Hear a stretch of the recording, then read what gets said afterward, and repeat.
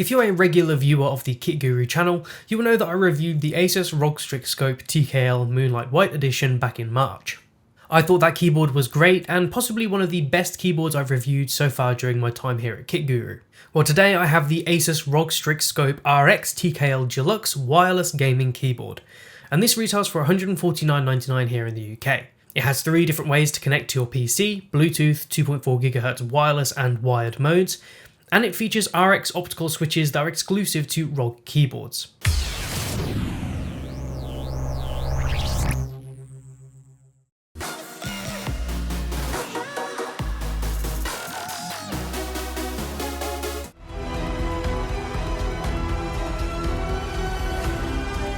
Starting off with the unboxing, the keyboard comes in this black and red ROG branded box. There are some nice spot gloss elements here as well as foil on the product name, but overall it's a pretty standard box. Turn it over and there's a ton of info about the keyboard and all the specs. Opening the box up, the keyboard is presented in this soft black fabric to keep it safe, much nicer than plastic. Putting that aside, you get a magnetic plush leatherette wrist rest, and you know what, I'm not a wrist rest guy, but this is actually very nice. The wrist rest has 5 rubber pads to keep it from moving around on your desk, and from my time using it, it stayed pretty much glued to the keyboard.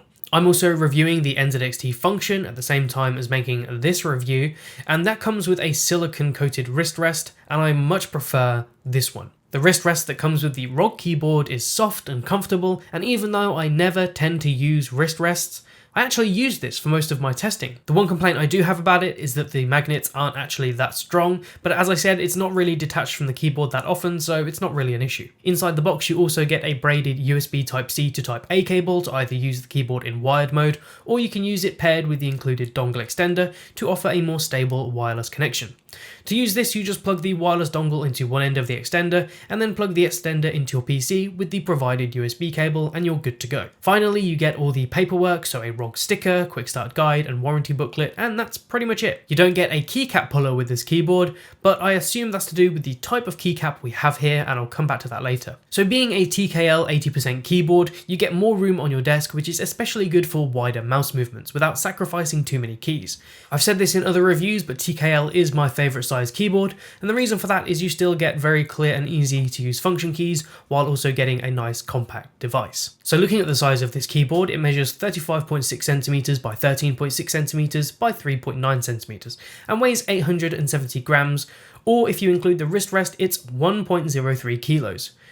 It's certainly not the heaviest keyboard out there, but a good weight that helps keep it planted on your desk as well as feeling premium compared to lighter, less rigid boards. This does have a standard UK ISO layout with 85 keys in total. It's worth mentioning that although this is a TKL board, we do lose the print screen, scroll lock and pause buttons in favour of the LED ROG logo. But you don't lose these buttons, instead you can use them by holding down FN and pressing either delete, end or page down. And something you may notice is that F5 to F11 are media keys, so by default you can play, pause, skip and more with just one press. If you want to change these back to function keys, just hold FN and press INS, and these will revert back to function keys rather than media keys. Something else you get on this keyboard is the ROG Stealth key and an extended control key.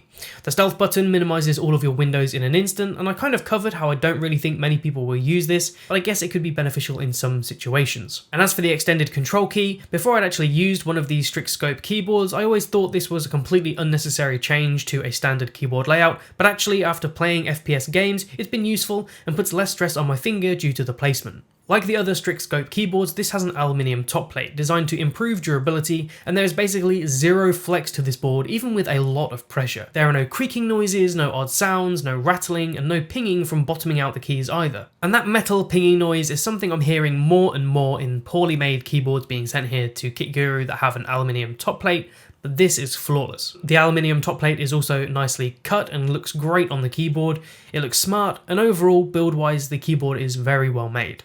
Turning this over, you get 3 rubber pads on the bottom of the keyboard and then 1 on each of the feet. At the back of the keyboard, you have the 2.4 GHz dongle holder, a toggle switch for Bluetooth wired or 2.4 GHz wireless mode, and the USB-C port for either charging or using this in wired mode with the provided cable. When connected via Bluetooth, you are limited to 6 key rollover and 125 Hz polling rate, but in 2.4 GHz and wired modes, you do get full N-key rollover and anti-ghosting, as well as 1000 Hz polling rate. Now this isn't a fault of the keyboard in any way, this is just the Bluetooth protocol itself. For most use cases, 6-key rollover should be fine if you plan to use this in Bluetooth mode. This keyboard does support up to 3 Bluetooth profiles, so you can connect it to a PC, tablet, mobile, and to connect to these different profiles, just hold down FN and press either 8, 9 or 0.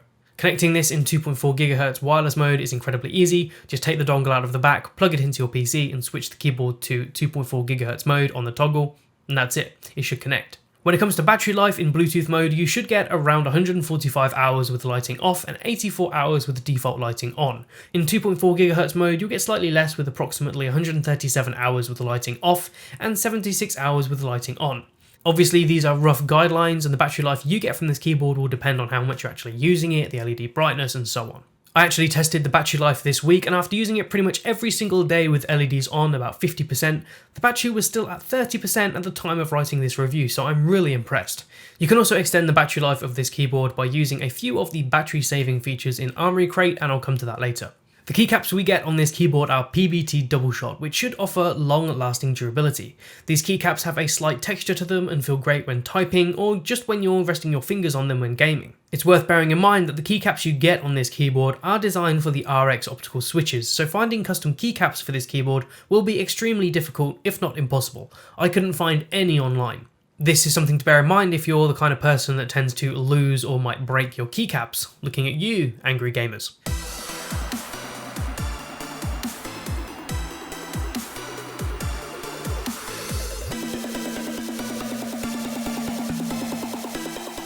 The RGB backlight shines through really well across the entire board, although on some keys such as the AT key, you can see that at the top it's a little bit dim. Now this is actually down to the LED placement on the optical switches.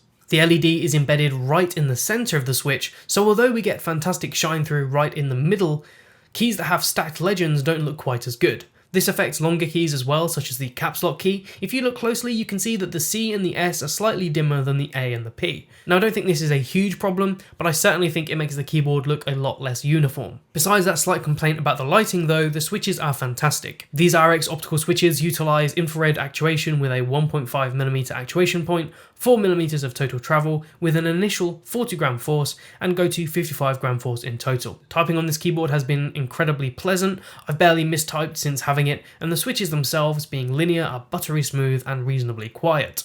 RX switches are marketed as wobble-free using their unique X stabilizer, and they do feel a lot sturdier than typical Cherry NX Reds. They're less rattly as well, and given they have a lifespan of 100 million key presses, they should last a long time as well.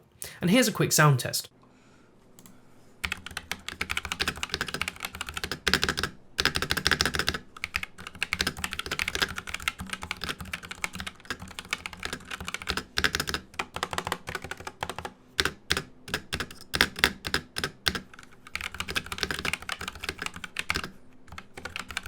So as you can hear from that sound test, the keyboard is pretty quiet overall. The spacebar is definitely a little bit more rattly than the other keys, but a little bit of lube should fix that. So before I take a look at the Armory Crate software, I want to talk a little bit more about the RGB on this keyboard. So like the other ROG Strix scope keyboards, the RGB is bright and vivid. Now one thing I like about this keyboard is the illuminated ROG logo, so although you can set it to flow with the rest of the keyboard's RGB settings, you can also set it as a battery indicator, with green, blue and red signifying different levels of battery life. If you want to change the RGB on here with key combos rather than using software, that's done by holding FN and using the left and right arrows to cycle through modes, and there are 10 in total.